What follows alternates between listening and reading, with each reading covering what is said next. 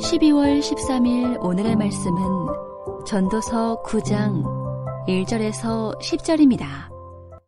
이 모든 것을 내가 마음에 두고 이 모든 것을 살펴본즉 의인들이나 지혜자들이나 그들의 행위나 모두 다 하나님의 손 안에 있으니 사랑을 받을는지 미움을 받을는지 사람이 알지 못하는 것은 모두 그들의 미래의 일들임이니라. 모든 사람에게 임하는 그 모든 것이 일반이라. 의인과 악인, 선한 자와 깨끗한 자와 깨끗하지 아니한 자, 제사를 드리는 자와 제사를 드리지 아니하는 자에게 일어나는 일들이 모두 일반이니 선인과 죄인, 맹세하는 자와 맹세하기를 무서워하는 자가 일반이로다. 모든 사람의 결국은 일반이라. 이것은 해 아래에서 행해지는 모든 일 중에 악한 것이니 곧 인생의 마음에는 악이 가득하여 그들의 평생에 미친 마음을 품고 있다가 후에는 죽은 자들에게로 돌아가는 것이라. 모든 산자들 중에 들어있는 자에게는 누구나 소망이 있음은 산 개가 죽은 사자보다 낫기 때문이니라. 산자들은 죽을 줄을 알되 죽은 자들은 아무것도 모르며 그들이 다시는 상을 받지 못하는 것은 그들의 이름이 잊어버린 바 됨이니라. 그들의 사랑과 미움과 시기도 없어진 지 오래이니 해 아래에서 행하는 모든 일 중에서 그들에게 돌아갈 몫은 영원히 없느니라. 너는 가서 기쁨으로 내 음식물을 먹고 즐거운 마음으로 내 포도주를 마실지어다. 이는 하나님이 내가 하는 일들을 벌써 기쁘게 받으셨음이니라. 내 의복을 항상 희게 하며 내 머리에 향기름을 그치지 아니하도록 할지니라. 내 헛된 평생의 모든 날, 곧 하나님이 해 아래에서 내게 주신 모든 헛된 날에 내가 사랑하는 아내와 함께 즐겁게 살지어다. 그것이 내가 평생에 해 아래에서 수고하고 얻은 내 몫이니라. 내 손이 이를 얻는 대로 힘을 다하여 할지어다. 내가 장차 들어갈 세월에는 일도 없고 계획도 없고 지식도 없고 지혜도 없음이니라.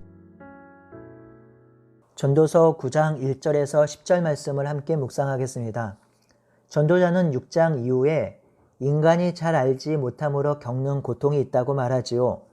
이 땅에 태어난 모든 인간이 똑같이 경험하는 시간, 죽음, 그리고 심판이 있는데 이 세 가지는 인간이 통제할 수도 없고 제어할 수도 없기에 인간은 이 부분에 있어서 무능하고 연약하다고 하지요.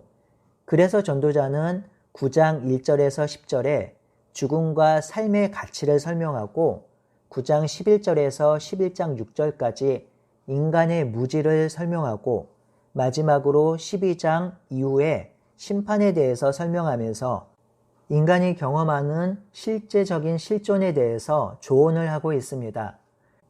이처럼 전도자는 죽음 앞에 있는 인간의 실존을 잘 드러냅니다. 전도자가 살았던 시대는 지금의 시대와 달리 죽음이 아주 가까이 있었습니다. 태어나면서부터 많은 아이들이 죽었고요. 의학이 발전하지 않으므로 작은 질병에도 죽는 이들이 많았습니다. 기근이나 전염병 그리고 전쟁으로 죽는 이들도 아주 많았지요. 어떤 시대에는 사람들의 평균 수명이 40세가 되지 않았던 때도 있다고 하지요. 당시 죽음은 너무나도 가까이 있었습니다. 너무 많은 사람들이 너무 쉽게 죽고 어이없이 죽었기 때문에 죽음에 대해서 지금처럼 그렇게 연연하지 않을 수도 있습니다. 오늘날과는 달리 죽음에 대한 이해가 분명히 달랐습니다. 그런 상황에서 전도자는 이 죽음에 대한 깨달음을 전하고 있습니다. 오늘 본문은 3장 16절에서 22절에 이미 한번 서술한 내용과 결을 같이 합니다. 먼저 9장 1절에서 6절은 죽음 앞에 놓인 인간의 실존을 설명합니다. 특히 1절은 2절에서 6절의 요약입니다. 전도자는 이 모든 것을 마음속 깊이 생각해 보았다고 하지요. 이 모든 것은 8장의 내용이겠지요. 불이 그 가운데 역사하신 하나님의 섭리 그리고 인간의 죽음입니다.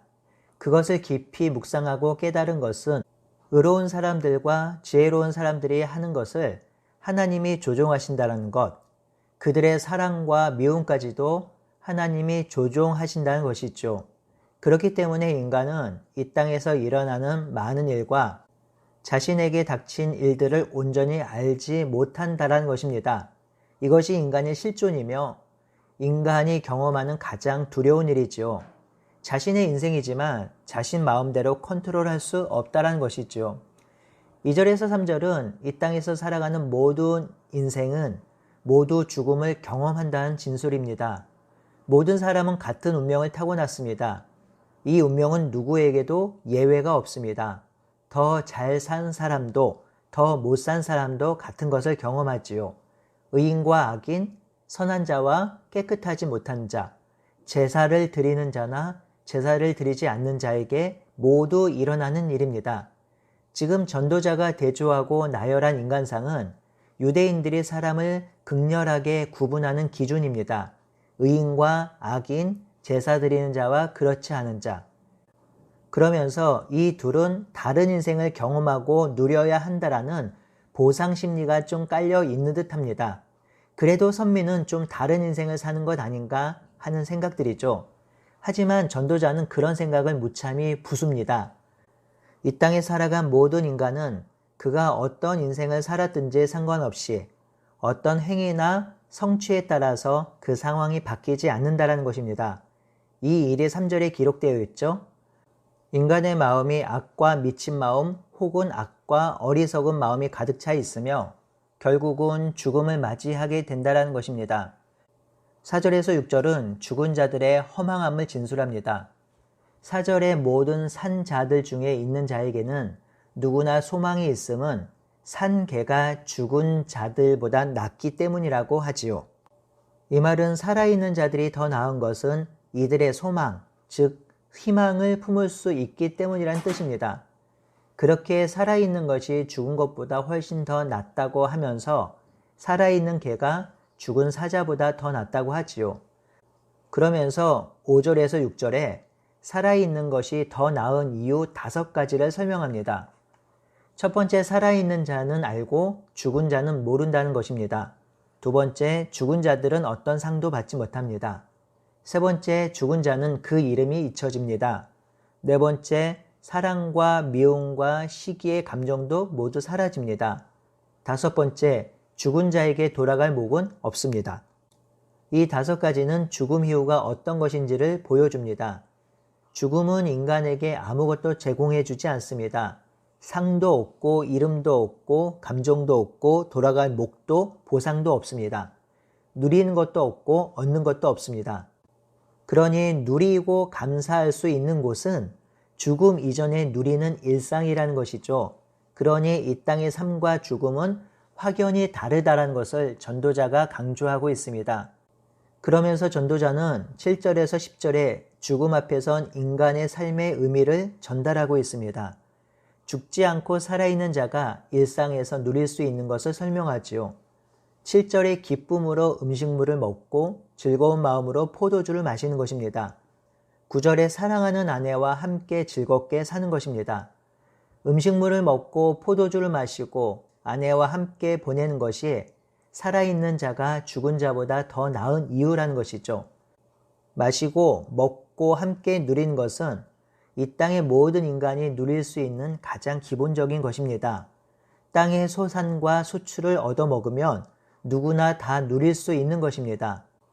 왕이나 권력자나 집권자들이나 부유한 자들만 누리는 것이 아니라 이 땅에 태어난 모든 사람들이 누릴 수 있는 것들입니다.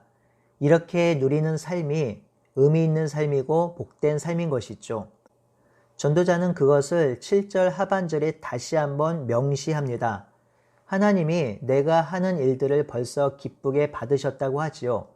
이러한 일, 그러니까 기쁘게 음식을 먹고 즐거운 마음으로 포도주를 마시고 아내와 즐겁게 사는 것을 하나님께서 받으시고 기쁘게 여기셨다는 것입니다.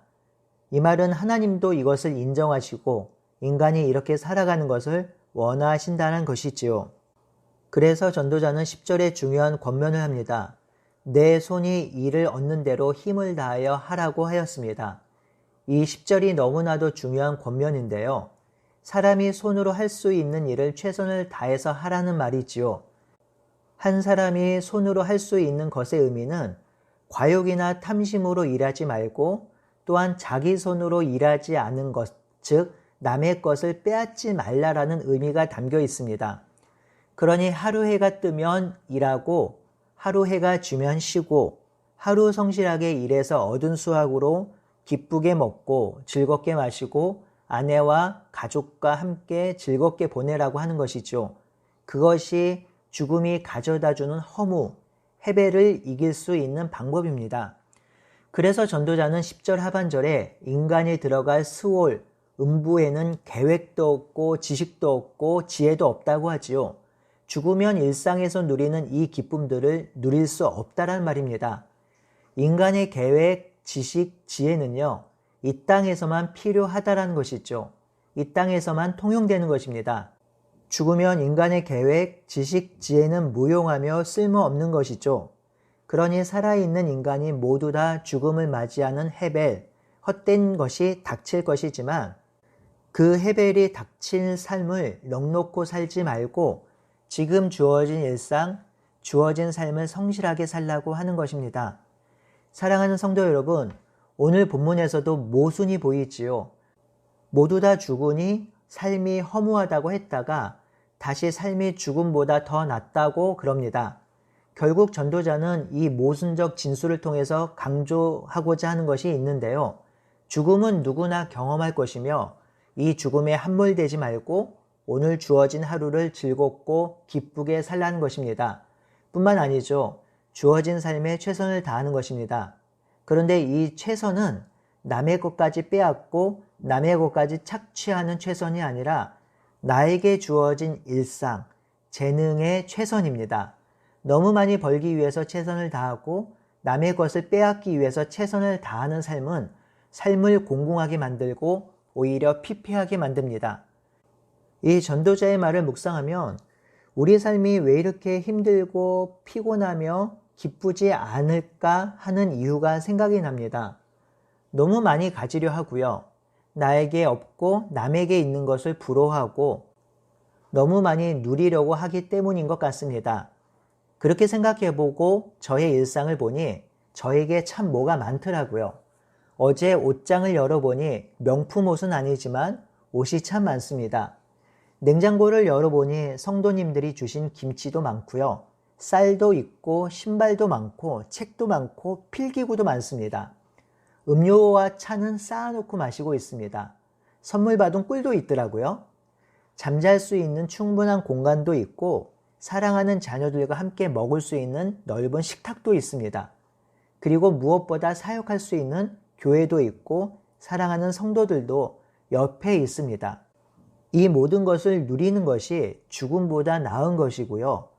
이 일상에서 주어진 것을 기쁘고 즐겁게 누리면 우리는 죽음이라는 해벨에서 해방될 수 있는 것입니다.